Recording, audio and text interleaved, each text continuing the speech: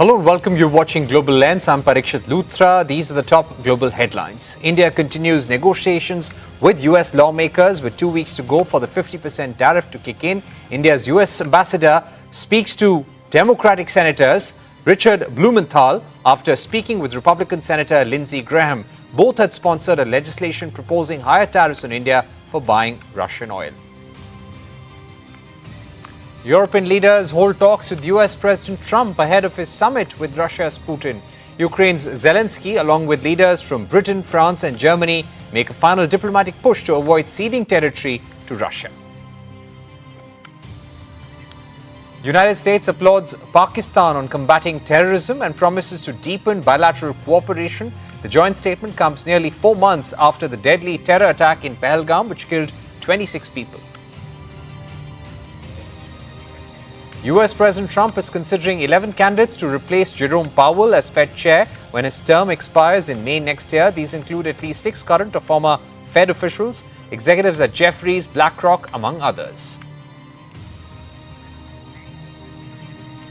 It's green across the screen for markets around the world. Asian markets ended higher, tracking gains on Wall Street. Japan's Nikkei hit fresh record highs. China's Shanghai, Korea's Kospi and Hong Kong's Hang Seng all clocked gains. Nifty and Sensex ended at the day's high, with the Nifty reclaiming 24,600, S&P 500 and Nasdaq hitting fresh record highs, adding to its recent momentum as expectations for lower US Federal Reserve rates continue driving the major indexes to all-time highs. European markets also gained. Our top focus: amidst President Trump's trade war, India and China are speeding up efforts to rebuild bilateral ties. China's Foreign Minister Wang Yi is set to visit India next week and hold talks with National Security Advisor Ajit Doval. This will be a meeting of huge geopolitical significance. India and Chinese ties had broken down after the border clashes in Galwan in June 2020. But there is an expectation that from September this year, there will be some stability and predictability in ties. Prime Minister Narendra Modi is set to visit China for the SCO summit in Tianjin from 31st August to 1st of September. This will be Prime Minister's first visit to China in 7 years. Sources say India's objective would be to instill positivity in the relationship. We have also been told by sources that the India-China relationship and the upcoming meeting between Modi and Xi should not be seen through the prism of an India-US relationship. While India and US relations have taken a rough turn recently, India and China have been working on improving ties for the past few years, and more so after October 2024, when Prime Minister Modi met President Xi Jinping on the sidelines of the BRICS summit in Kazan, Russia. Both leaders had agreed to work towards a peaceful and stable India-China relationship, and they had also decided to not allow differences on the boundary issue to disturb peace and tranquility at the LAC. Since then, there have been multiple meetings at the level of foreign secretaries, NSAs, defense ministers and the external affairs minister. Sources say that the consensus reached between Modi and Xi is now being given shape to ahead of the SCO summit in Tianjin. India has restarted issuing visas for Chinese nationals after 5 years. Final timelines for resumption of direct air flights between India and China is expected soon. India and China had earlier agreed in principle to resume direct flights. Reports say China has eased curbs on urea shipments to India, and the Indian industry hopes China will ease supply of specialty fertilizers. China's restrictions on rare earth magnets have created a crisis for the Indian industry, and the automotive industry is hoping that a positive meeting between Modi and Xi will help ease high rare earth magnet exports to India. India has also been clearing Chinese JVs with Indian companies wherever a technology partner is needed for Indian manufacturing. Also, in a first since 2021, an Indian vessel with 496,000 barrels of ultra-low sulfur diesel has been shipped to China. PM Modi is expected to have a one-on-one meeting on the sidelines of the SCO summit. The meeting will definitely set a roadmap for ties for the next few years. So what next now? And will this meeting between PM and President Xi at SCO stabilize the relationship? Joining me now to discuss this further is Shaun Rein, founder, China Market Research Group. He's joining us from Texas this evening. Thank you very much, Shaun, for joining us. Chinese Foreign Minister Wang Yi is visiting India next week, specifically on the 18th of August. He will be holding talks with the Indian National Security Advisor. I'm guessing this is to lay the groundwork for the SCO summit, where the Prime Minister is going, and he will have a meeting with Xi Jinping on the sidelines. What do you think will be the expectations of China from the meeting between the two leaders? Well, it's great to be here. I think we're starting to see some green shoots or light at the end of the tunnel, a very dark tunnel over the last 5 years where China and India relations weren't great. So I think Wang Yi is visiting India to make sure that when Modi visits the SCIO summit in Tianjin, that everyone knows we're looking for some deals between China and India. It might be an easing of visas, it might be an easing of direct flights, it might be an easing of export bans on rare earths. Whatever it is, I think Wang Yi and the National Security Advisor for India have to sort of come up with an idea of what is going to be on the agenda so that both Modi and President Xi can announce some wins at the end of August, early September. Now, the last time I was on CNBC-18, I said to my fellow Indian friends, we got to be careful. The United States is going to look to contain India's growth, and India should move closer towards China's economic orbit. I got heavily criticized after our last interview on Indian Twitter. People said, no, we can't trust the Chinese. We have to get closer to the Americans. But look what's happened in the last month. Trump is now threatening 50% tariffs on India. I doubt it'll be that high. But it's clear that Trump does not view Modi and India as a real friend of the United States. I don't think he views any country as a friend right now. He's very almost narcissistic, maybe he is narcissistic, trying to extract the best deal for the US and most importantly for America. So it's key for India is that India needs to fix its geopolitics, get closer to China. Right. You're saying that India should pursue closer ties with China. Shaun, at the same time, India and China have had a difficult and complicated relationship historically. You cannot call this a friendly relationship or even allies. We are neighbors who have been managing their relationship over the past few decades. We are closely interconnected through global value chains and supply chains of critical components. One issue which has been an irritant in ties from the Chinese side is the fact that India has put restrictions on Chinese investments, and all Chinese investments into Indian companies have to be cleared by the Indian government. This has been happening, but on a case-by-case basis. Do you think somewhere Xi Jinping, in this meeting with Prime Minister, may seek more access for Chinese companies, more ease of doing business for Chinese investors? Yeah, so that's a great point. Chinese companies are hitting a wall, okay? You've got great ones like BYD or Xiaomi or Huawei in the tech space. But because of national security concerns, and I think frankly racism and bigotry, they're running into a lot of barriers to entry in the United States, a lot of barriers to entry in Europe. So for Chinese companies to grow, the best place for them is India. Because as you and I have talked about in the past, India should and will be a global superpower in the coming decades. So the best place for Chinese companies to expand, offset the geopolitical tensions with the Western world is to invest in India. But unfortunately, Modi hasn't made it easy for Chinese companies to invest. Obviously, TikTok has been banned. Other companies like Xiaomi have come under tax investigations. So Chinese companies right now are scared to invest in India, but they want to invest in India. What I hope Modi and Xi can come to is some sort of an agreement where China sends magnets, sends batteries, sends rare earths and things that are needed by India and gets rid of export controls and barriers. And then on the other hand,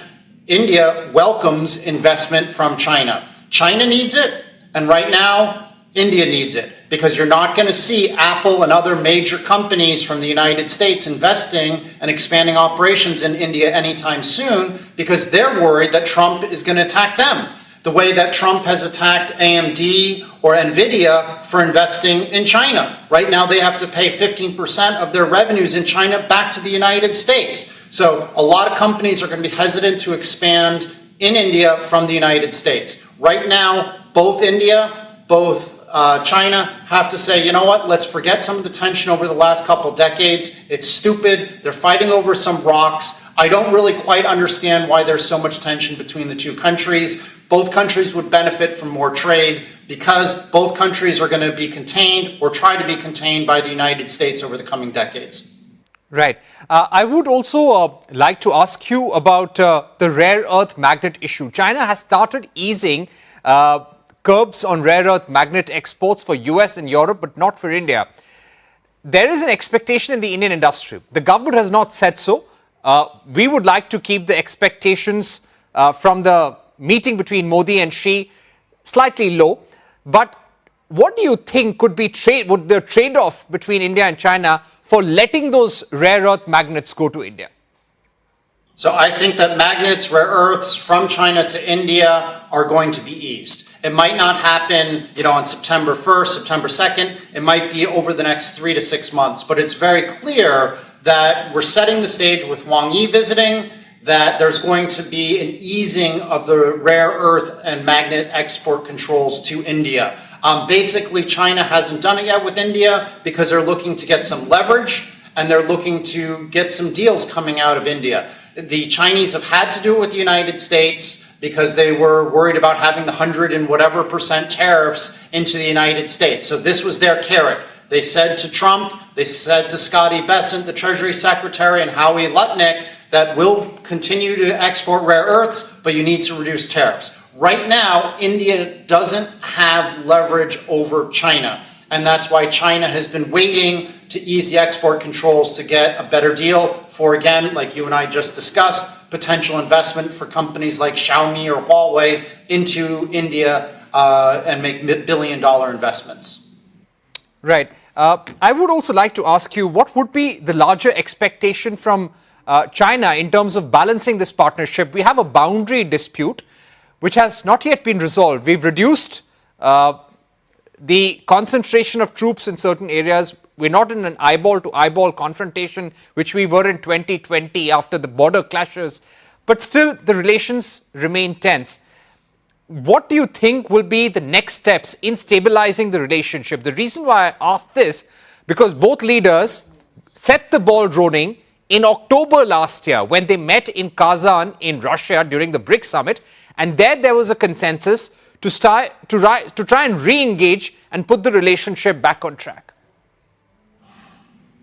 Yeah, so they couldn't do it that much after last October, and that's because of the Trump factor. Nobody knew who was going to win the presidency in America, whether it was going to be Biden or Kamala Harris or Trump, and nobody knew how Trump was going to react towards both countries, right? You saw Modi made a beeline towards Washington, D.C., and basically had a love affair with Trump and saying, we're great friends. But it's clear that India and America are not great friends under the Trump administration. So I think, Modi needs to be a little bit more realistic. I've never understood his geopolitics. He doesn't get close to the countries that I think he should get close to. He creates enemies with countries that I don't think he should. I think Modi needs to say, let's be a lot more pragmatic. If we're going to continue to do oil trade with Russia, if we're still going to be concerned about Pakistan, and Pakistan is getting closer to the United States right now, that India really has no choice but to get closer to China.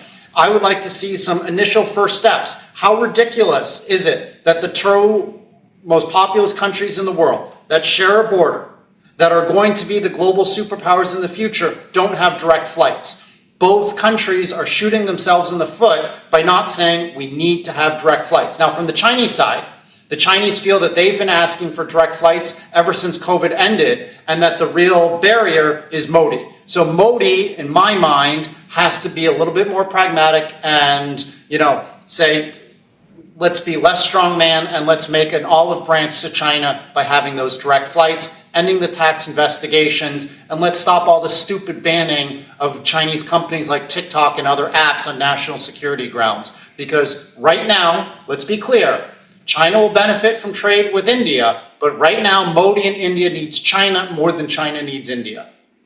All right. Thank you very much, Shaun Rein, for joining us on the program. Moving on, India has begun an outreach to mitigate trade challenges ahead of the imposition of additional 25% tariffs by the US. A special discussion on the other side.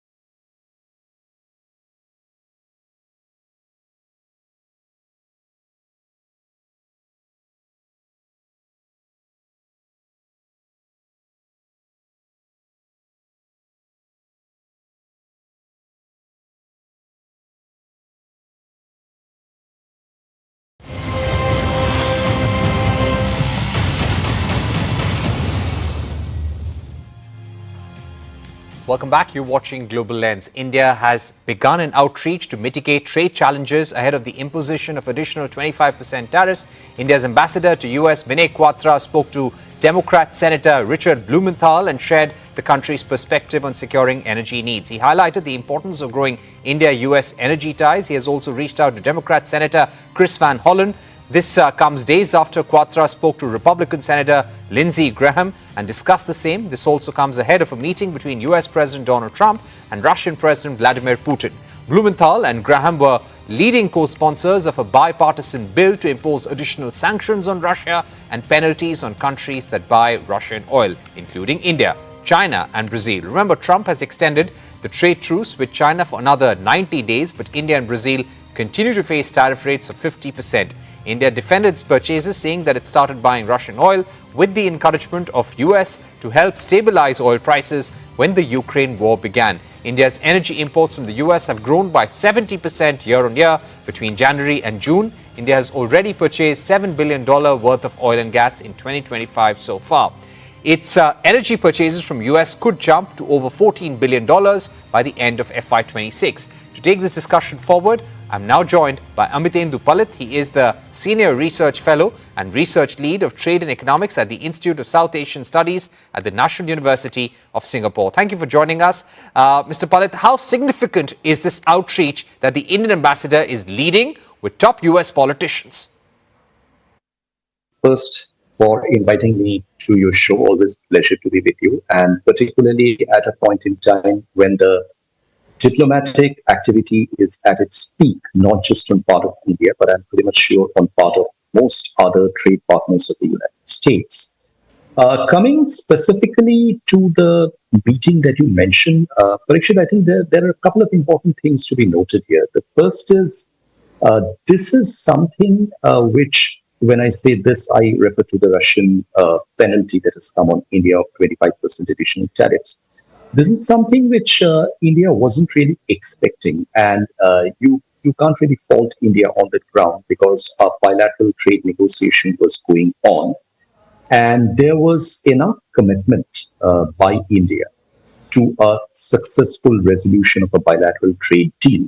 But suddenly on top of that, if something like this comes in without any inkling of the fact that it is going to come in, you are caught by surprise. So to that extent, I think India has every reason to feel let down by this additional 25% tariffs.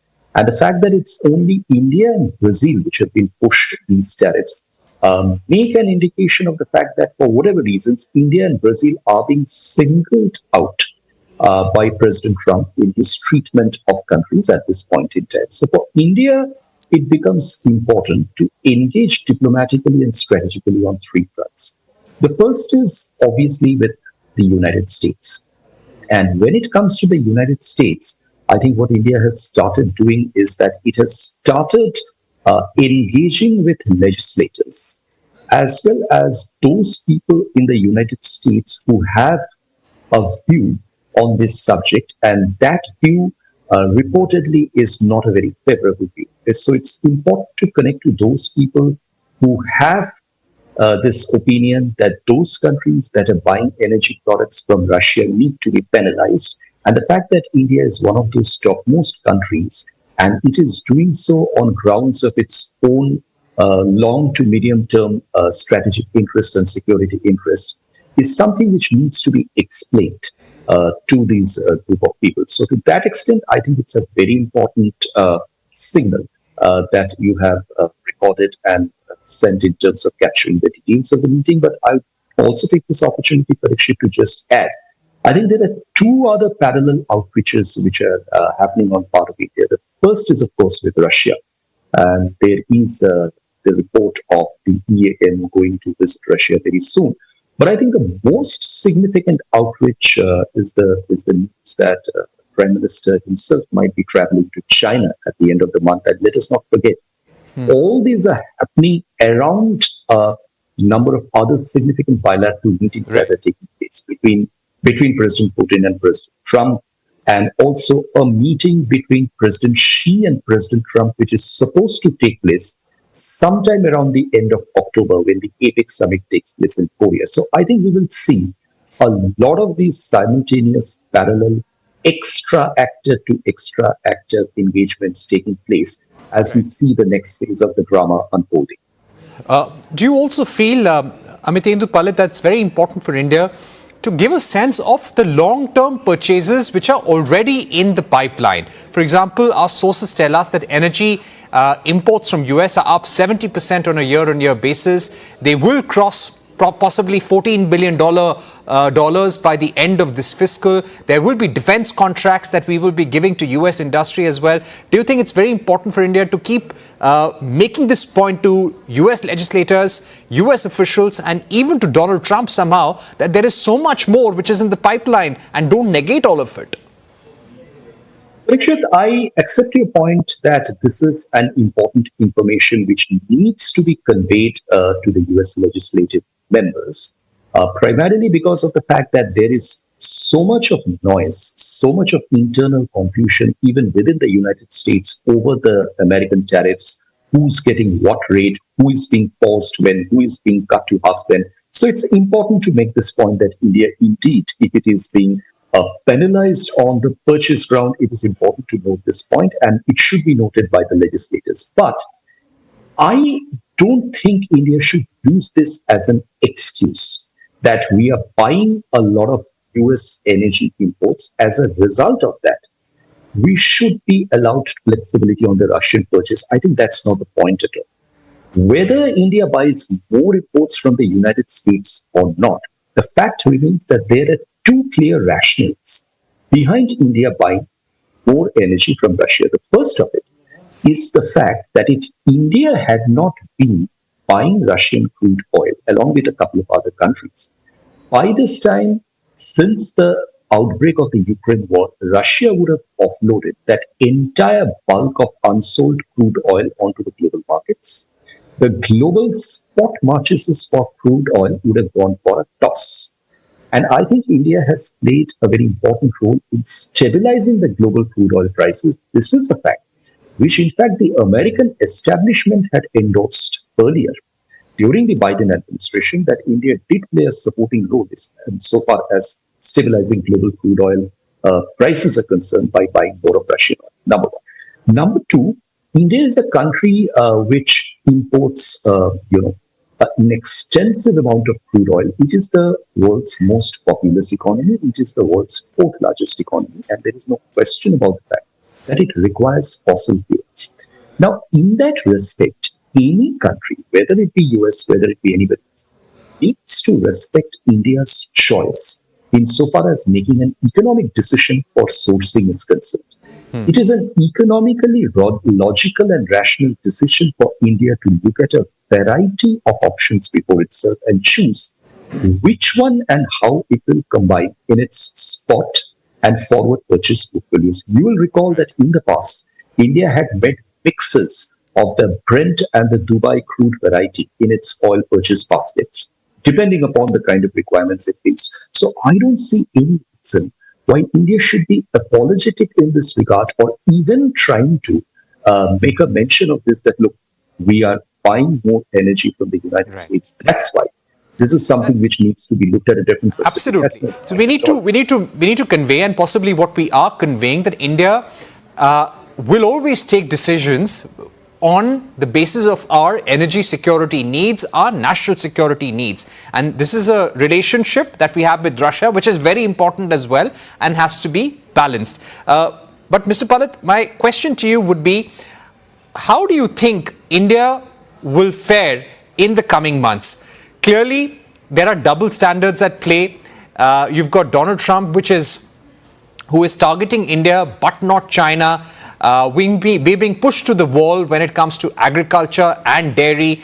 What do you think is the way out? And in case we're not able to arrive at a deal because the demands are so stark and so strong, what will happen to India if we get a 50% tariff?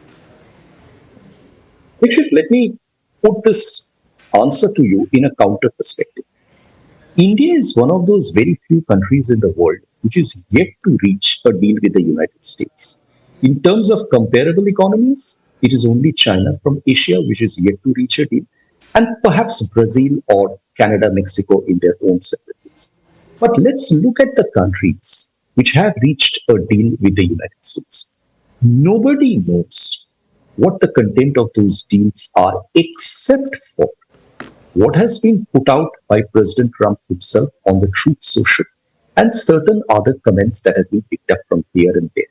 There is no official record of any deals that has come out either from the American government or from the other governments on what has been signed till now in the majority of cases. And I can share with you one fact. It is in this game that is coming out. There is a feeling that is growing among all countries that have signed deals with the United States that no deal with the US is enough. Matters are not going to end here. The fact that you have got a lower rate of reciprocal tariffs brought down from 20% to 15% for a hypothetical country does not mean that its main exports are exempted from the Section 232 tariffs that exist on steel, aluminium, automobile, auto parts, and there are 8 more investigations going on in Section 232. So where is the guarantee that a country which has been spared on the reciprocal tariff with a lower margin will not be slapped with Section 232 tariffs in the later stage, maybe on critical minerals or maybe on pharmaceuticals? That's an important And in addition to that, there are transshipment tariffs. Look at a country like Vietnam, whose dependence on the American market for exports is so high that even though it has got a 20% reciprocal tariff and removed practically all barriers on American exports to Vietnam, it's still saddled with a 40% tariff where it is totally at the mercy of the US border and customs protection. Absolutely. We decided how much of local content has actually come from Vietnam and actually from nowhere. So as a result of which... Yeah. So Mr. Palit, I'm running out of time, but you made a very important point that, you know, irrespective of the deals that Donald Trump has already agreed upon, there is never enough for Donald Trump. And that's what probably India also has in mind, that we may give a deal. Even if we give a deal to him on his terms, it doesn't really mean that he'll end there. There may be more demands that may come up next year, and global supply chains and global trade will definitely be impacted this year and in the coming years as well. So this is all that India also has to keep in mind. Thank you very much for joining us on the program. You're welcome.